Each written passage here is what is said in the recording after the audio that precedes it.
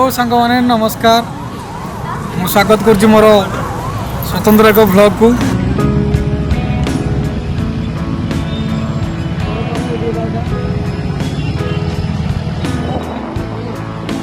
आज हूँ डिसेम्बर 24 तारिख जहाँकि नयागढ़ जिलार महोत्सव आज हूँ पल्लीश्री मेला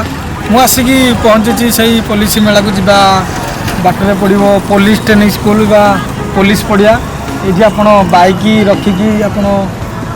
पड़िया बाइक कि कार कि ऑटो जो थी आप आसवे से बाइक कार रखिकी बिना टिकेट करके जापर यू अल्प बाट चली गलापर से महोत्सव आसतु आउ डे नक जा महोत्सव देखा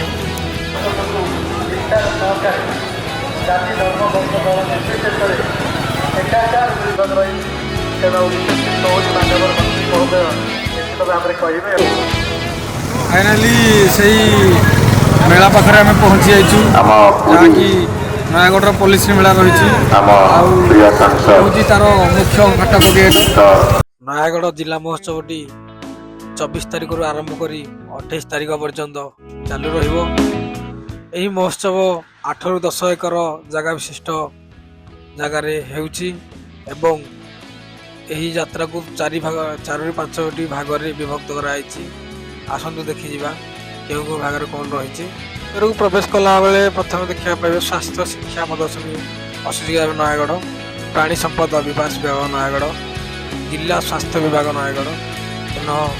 ग्रामीण गृह निर्माण योजना नयागढ़ महात्मा गांधी जातीय ग्रामीण योजना नयागढ़ एमती विभिन्न प्रकार स्टल पकई सब विभाग मान अच्छा क्षमा करूँ भूली जाइए ORMS द्वारा आयोजित नयागढ़ जिला महोत्सव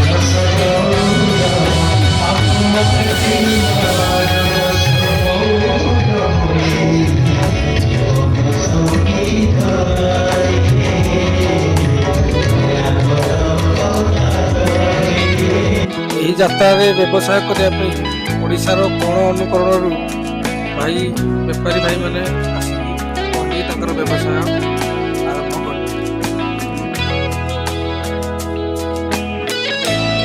आरंभ कर भद्रक राजस्थान हांडलूम राजस्थान कारीगर जो हांडलूम कार्य से भी आसते जाजपुर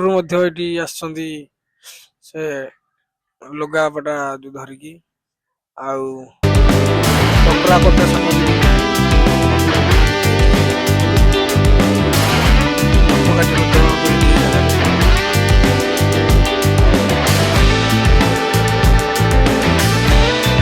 तल सामग्री कपड़ा कटा मिशन शक्ति सामाजिक सब योगदान करते सहित घरोई उपकरण आसपत्र सब प्रदर्शनी देखा जाता भारत मसला